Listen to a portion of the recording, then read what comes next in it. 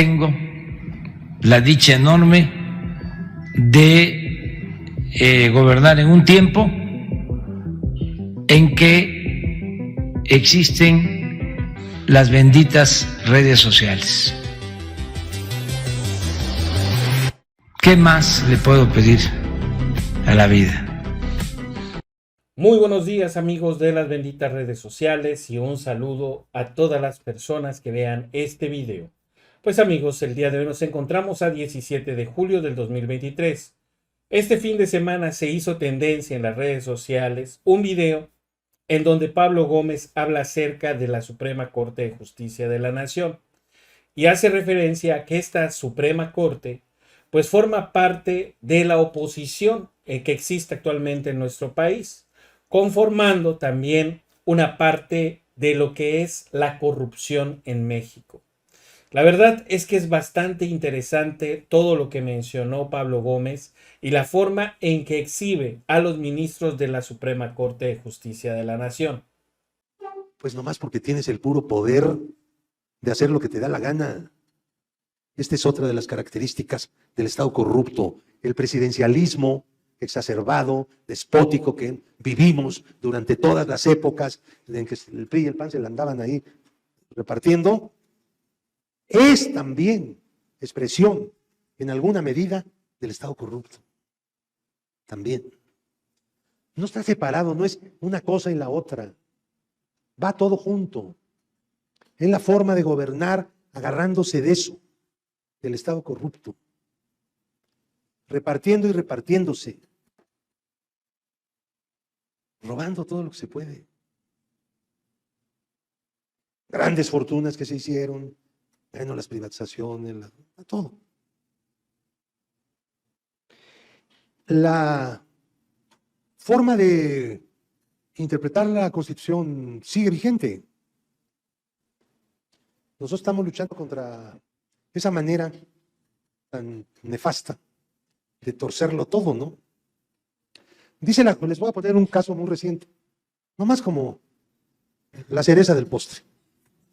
Ya vamos despidiéndonos.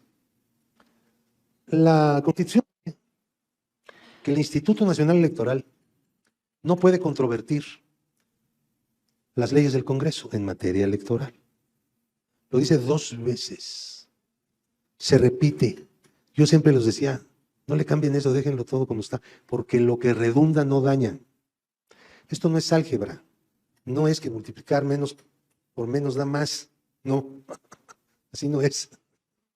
Eso es otra cosa. Entonces, pero ellos creen que sí. 2 negaciones es una afirmación. Eso es lo que ellos creen. Como no tienen instancia, los ministros de la Corte sacan una cosa por 8 votos. No hay poder humano. Yo agregaría ni divino que los eche atrás. Así está el sistema. Bueno, entonces lo tienen prohibido por una razón elemental. La autoridad electoral se constituye a partir del Congreso, en su rama de diputados, que es el que interviene en eso, y el Tribunal Electoral en su rama del Senado, son donde se nombran. La Cámara de Diputados nombra a los consejeros electorales y el Senado nombra a los magistrados electorales. Los consejeros electorales no se pueden controvertir, tienen prohibición. Entonces viene la aprobación del Plan B.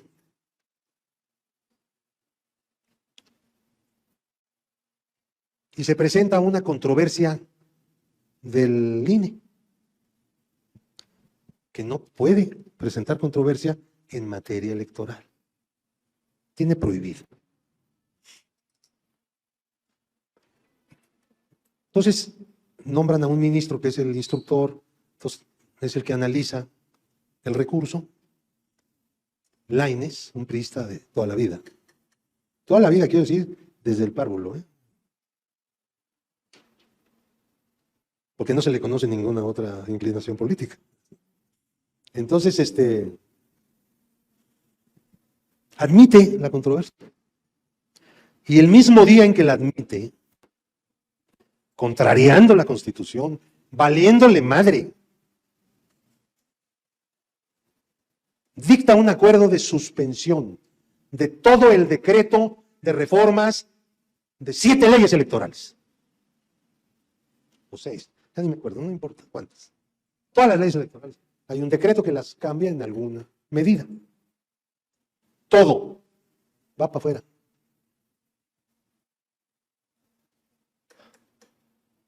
Y pues no pasa nada. ¿Por qué lo hizo? Porque lo que quería era que no entrara en vigor, bueno, ya había entrado en vigor, pero que no continuara en vigor los siguientes días, digamos un mes, para que el instituto no tuviera que apegarse a lo que las nuevas leyes decían. Y lo mismo el tribunal. Mientras activaban un recurso de inconstitucionalidad que presentaron los partidos de oposición, a lo que tienen derecho. Entonces, lo que resolvió la Corte en pleno no fue la controversia del INE, obviamente inconstitucional. Esa era una maniobra para detener la vigencia del decreto, mientras ellos se ponían de acuerdo en rechazar todo el decreto del Plan B, pero no por lo que dice cada ley. Nunca entraron al fondo, nunca discutieron si era inconstitucional o no cada precepto reformado. No, tenían un plan distinto, echarlo abajo todo parejo, sin entrar al análisis, esto sí está bien, esto no, esto sí, esto no, esto sí, esto no. No, todo entero. ¿Por qué? Porque no les pareció justificado el trámite de urgencia que la mayoría de la Cámara le dio a un proyecto. ¿De cuándo acá las Cortes Supremas pueden resolver sobre la necesidad o no de tomar el acuerdo por mayoría que toma un plenario de legisladores de considerar que el asunto es urgente? Nunca en la historia se había visto esto, pero ya lo inauguraron. Su obligación, ahora, eso viola también la Constitución, que la Constitución les da la facultad a los ministros de la Corte para declarar si es o no constitucional una ley, no un procedimiento parlamentario. No tienen la facultad para declarar la inconstitucionalidad de un trámite que se da en el marco de una asamblea. Para ser constitucional, toda resolución del Congreso requiere que haya quórum. Si no hay quórum, no hay Congreso. Punto. Eso ya está clarísimo, ¿no? Y que la mayoría vote por lo que se votó, ¿no? Pues es obvio. Nada, si no hay resoluciones de minoría, todas son de mayoría. Pero fuera de estas dos cosas, la Corte no puede entrar porque no tiene el mandato constitucional. Les valió madre. Bueno, quizá eso no haya que decir nunca. Les valió gorro. Ya. Eso fue. ¿Cómo se incubó esto? ¿De dónde viene ese desapego a los procedimientos constitucionales básicos? Pero no solo, sino también a la famosa separación de poderes de la que tanto se habla, que dicen, es que se afecta la separación de poderes porque el presidente habla mucho, dice cosas, esas cosas que dice, no impiden que la Corte haga chingaderas, por desgracia. Ni modo, solo que les mandara a la policía, les clausurara el changarro. Nada más lo haremos. Aunque a mucha gente se le ha ocurrido, claro. Entonces, ¿cómo sucede esto? ¿De dónde viene todo eso? Pues de un sistema que se pudrió en el Estado corrupto. Eso fue. Y lo seguimos padeciendo. Miren, no se trata de un... Este proyecto de la Cuarta T no es una cosa, a ver, que se puede consumar en unos cuantos años. Porque las cosas que hay que remover vienen de atrás y requieren... Hay que no solo cambiar las mentalidades del pueblo, hay que cambiar a los poderosos, quitarlos del poder, sustituirlos por personas diferentes a ellos. Entonces, la convocatoria que hace Andrés es a volver al plan A. ¿Por qué fracasó el plan A? Bueno, yo soy uno de los autores del plan A.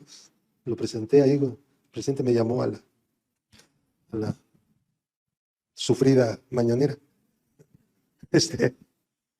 Y expusimos la idea. Un nuevo sistema de partidos. El viejo sistema de partidos ya no funciona, fue hecho para otro momento de México.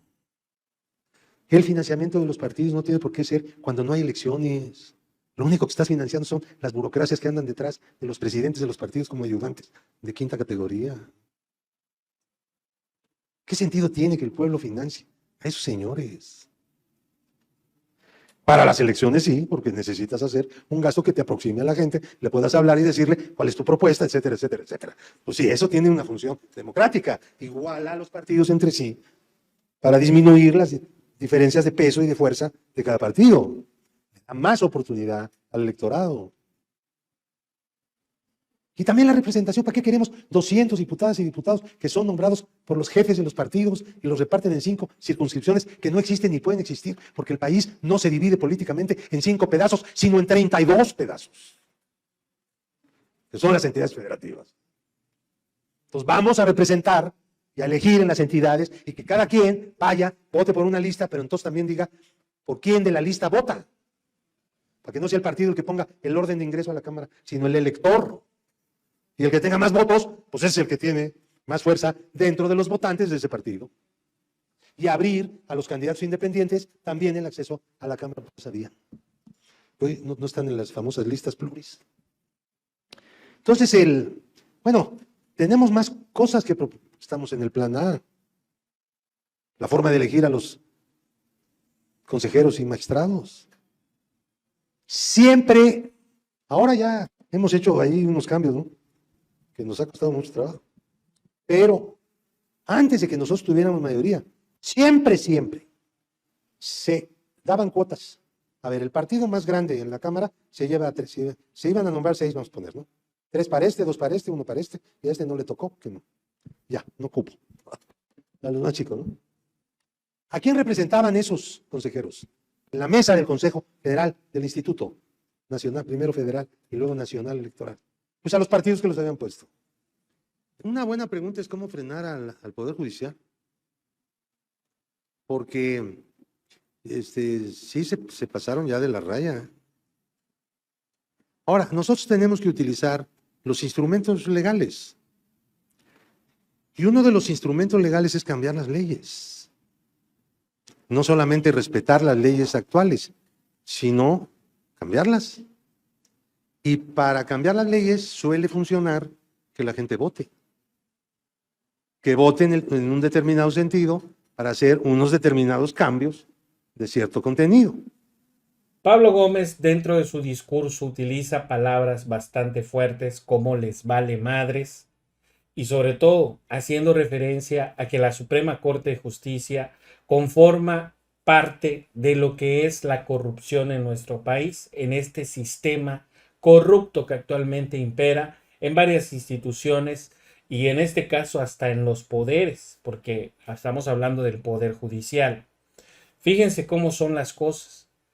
La Suprema Corte de Justicia aceptó una controversia constitucional presentada por el INE, cuando en la Constitución dice claramente que el INE no puede presentar controversias por temas electorales. Luego, posteriormente, él menciona que se pusieron de acuerdo tanto el INE como los partidos de la oposición, así como la Suprema Corte de Justicia de la Nación, para invalidar todo un proceso legislativo, que no tendría por qué en todo caso la Suprema Corte entrar a detalle o juzgar si los legisladores hicieron o no su trabajo, como lo vimos, porque tanto el Plan B en su primera parte y la segunda parte fueron anulados por la Suprema Corte de Justicia de la Nación, según señalaron o argumentaron que se había violentado los procesos legislativos. Pero la Suprema Corte de Justicia, o al menos la Constitución, a ellos no les concede el juzgar si se hizo o no adecuadamente un proceso legislativo porque pertenece a otro poder. Sin embargo, ellos argumentaron que como no se habían cumplido los procesos tal y como vienen redactados supuestamente en la Constitución, entonces ellos simple y sencillamente desecharon todo la reforma electoral. Lo cual señala Pablo Gómez que esto es un ejemplo muy claro de cómo estuvieron operando los partidos de la oposición, el INE y también los ministros de la Suprema Corte. Primero, señalando que iban a presentar o que habían aceptado esta controversia constitucional por el INE y luego posteriormente anularla ya después de un tiempo de analizar y ver cuál era la mejor forma para poder echarla atrás o echarla abajo. Y también algo muy importante que menciona Pablo Gómez. El proceso de transformación, muchos pensarían que era sencillo. Incluso les puedo asegurar que hasta el presidente pensó que iba a ser un poco más fácil. Sin embargo, hemos visto cómo hay muchas instituciones, y en este caso hasta la Suprema Corte de Justicia, que ha estado pues tratando de detener a toda costa el proceso de transformación del país. No van a ganar, pero desgraciadamente el presidente eso no lo va a haber terminado. Será, o en este caso, quienes tenemos la última palabra de que eso suceda, son todos los mexicanos que a través de nuestro voto podemos realizar un cambio. Y en este caso, pues que siga el proceso de transformación a cargo del candidato o candidata que presente o que gane Morena para 2024.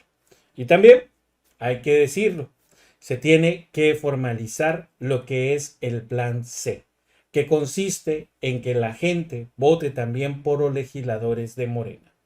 Y solo de esta forma se van a poder producir los cambios que México necesita y que requiere. Pues amigos, esa es la información que yo tengo por el momento. Espero que les haya gustado. Si les gustó, por favor denle like a este video. Nos vemos en uno siguiente. Que pasen un excelente día. Saludos. Bye bye.